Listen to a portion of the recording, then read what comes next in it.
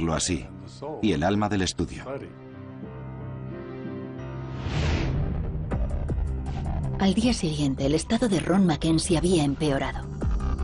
Solo quedaba una alternativa. Sin duda alguna, el mejor sitio para tratar una enfermedad grave de este tipo era Panamá. En 24 horas, un avión del ejército fue enviado con la misión especial de trasladar a Mackenzie al hospital más cercano al centro de operaciones del equipo en Panamá. Por supuesto, el pueblo era un clamor. Se acabaron las celebraciones. Los grandes héroes americanos que tenían el virus tenían que idear la forma de salvarlos, pero de repente les había cogido a ellos. De la noche a la mañana, el equipo pasó de estar cerca de la victoria a estar al borde de la derrota. Pero lo peor estaba aún por llegar. A las pocas horas de la partida de Ron Mackenzie, Carl Johnson se da cuenta de que él también debía de haberse ido en el avión. Tenía un poco de fiebre, un ligero dolor de cabeza, pero un dolor tremendo de espalda. Entonces me di cuenta de que era lo mismo que le había pasado a Mackenzie. Llamé a Rose Navarro, me miró los ojos, me examinó los párpados. Tienes los ojos rojos, Carl. Sí. Le dije sí, pero creo que es más que eso. Me parece que tengo el virus. Quédate aquí. Ahora vengo.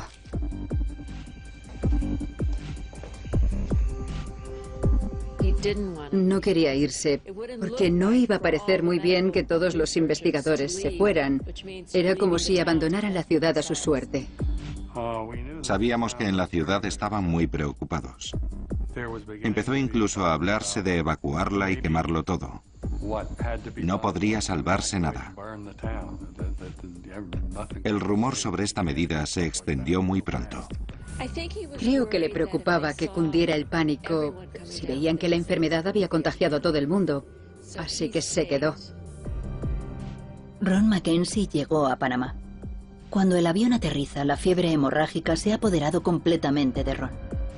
Mi madre y yo fuimos al aeropuerto a recibirlo, pero por entonces aún no se sabía cómo se contagiaba la enfermedad. Cuando sacaron a mi padre del avión, por la escalerilla, saludó a mi madre de lejos y le dijo que no se acercara. En San Joaquín, la situación de Johnson se agrava. 3 días después de Mackenzie, él también debe abandonar la ciudad. La marcha de Johnson aumenta la desesperación. Había mucha sensación de miedo. La gente no salía por las noches. Después de las 7 de la tarde, no se veía a nadie por la calle. Era aterrador. Todo el mundo estaba triste y de luto. En Panamá, Johnson y Mackenzie luchan ambos por sus vidas. Siguen resistiendo a la fiebre de la enfermedad. A medida que evoluciona, empiezan a padecer los síntomas hemorrágicos. Por todo su cuerpo, pequeñas aberturas supuran sangre. Sus capilares, pequeños vasos sanguíneos diminutos de apenas una célula de espesor, se rompen vertiendo el preciado líquido. Sus sistemas inmunológicos tienen que luchar contra la enfermedad o ellos morirán. Pero su debilidad es mayor a medida que avanza la enfermedad. Cuando mi padre enfermó, sabíamos que el 30% de los infectados moría. Llevaban un tratamiento llamado sintomático para hacérselo más llevadero. Tenían fiebre muy alta y algunas hemorragias. Aunque estábamos preocupados, creo que siempre estuve convencido de que lo superaría. En una de las últimas fases se produjo el delirio y casi los perdemos, pero no podíamos hacer nada.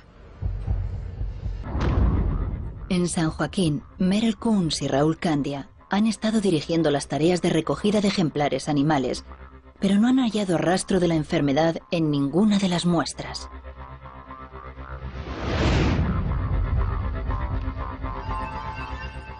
Trataban con una enfermedad que mataba a 1 de cada 3 de sus víctimas y para la que aún no habían encontrado cura.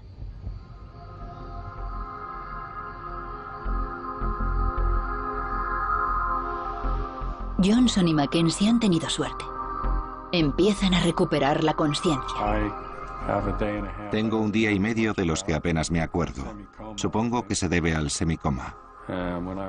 Cuando me desperté estaba muy despejado, no tenía fiebre, estaba tumbado, sudando y me encontraba mucho mejor. La espalda me había dejado de doler y ya no tenía la piel irritada. Era sorprendente haber estado en un lado y haber podido pasar al otro.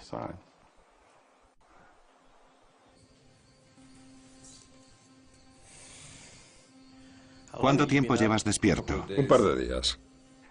Mackenzie se levantó primero.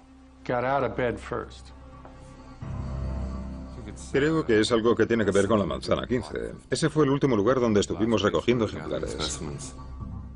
Empezamos a comparar notas. Entonces fue cuando todo empezó a llevarnos hasta la manzana 15, donde habíamos estado cogiendo ratones y eso. Ahí era donde teníamos que ir. ¿Te acuerdas de la manzana 15? Ambos estábamos ya en condiciones de reincorporarnos a la vida real y volver sobre estas cosas. Pensamos que a lo mejor nos había picado algún ácaro diminuto cuando estuvimos recogiéndolos y extrayéndolos de los animales o de las telas que arrastramos por los arbustos. Sus sospechas sobre la manzana 15 debían estrechar la búsqueda que retomaron junto a Merle Kunz en San Joaquín. Entretanto, la caza del animal reservorio proseguía. Los habitantes del pueblo seguían entregándole ejemplares a Merle Kunz, pero un día llegó lo que esperaba. Tengo uno. Fruto Becerra, un niño de 12 años, le trajo un ejemplar, un ratón de la especie Calomis calosus, uno de los animales más comunes de la ciudad. De este ratón, Kunz extrajo por fin una muestra del virus machupo. Era la primera vez que encontraban el virus en un animal. Esta especie de ratón era el reservorio de la enfermedad.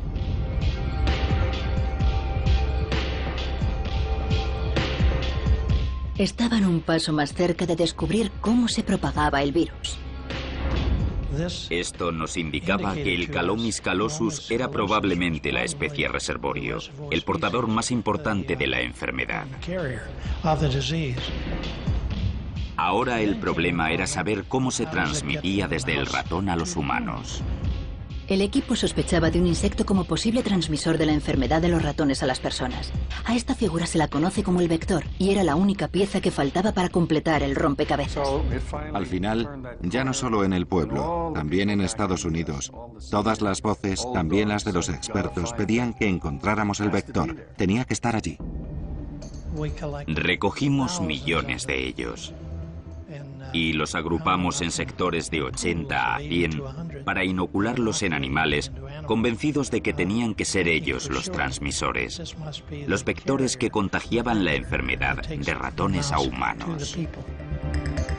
Pero cuanto más parecía estrecharse el cerco sobre la enfermedad, más preguntas le surgían acerca de sus descubrimientos.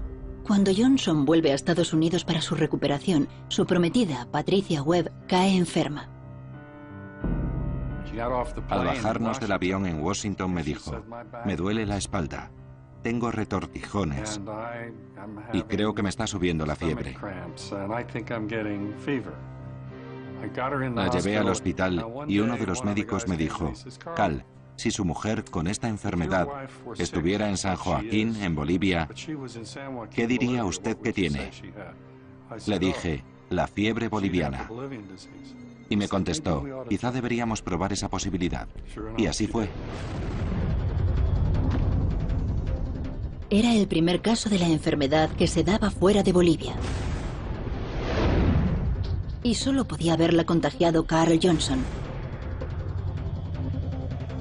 Aunque Patricia Webb sobrevivió, la transmisión de persona a persona ponía en duda todo cuanto creían saber sobre la enfermedad.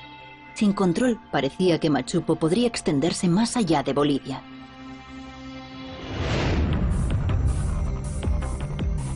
Seis semanas después de haberse marchado, Johnson y Mackenzie vuelven a San Joaquín para descubrir que no se ha avanzado en el descubrimiento del insecto vector. La población de la ciudad había descendido desde los 2.500 a los 1.500 habitantes. Analizamos cientos de ejemplares. Todos dieron negativo. 0. Absolutamente nada. Esa no era la respuesta. El misterio crecía.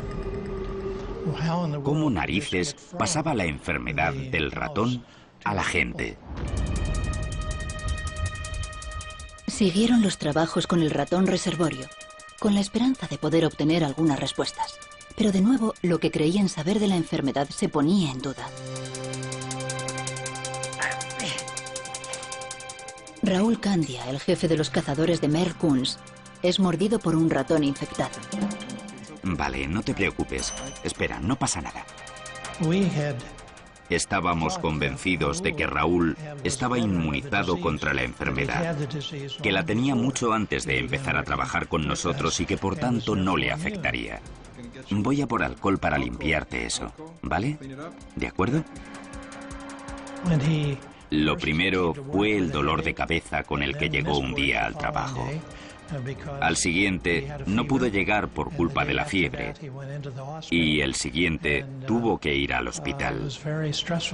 Fue muy angustioso porque su mujer venía y nos rogaba que hiciéramos algo. La verdad es que una vez que se manifiesta la fiebre y aparecen los síntomas hemorrágicos, hay poco que se pueda hacer. En su caso fue letal y, por supuesto, muy triste. Ahora parecía que la exposición pasada a la enfermedad no garantizaba la inmunidad. Nada tenía sentido.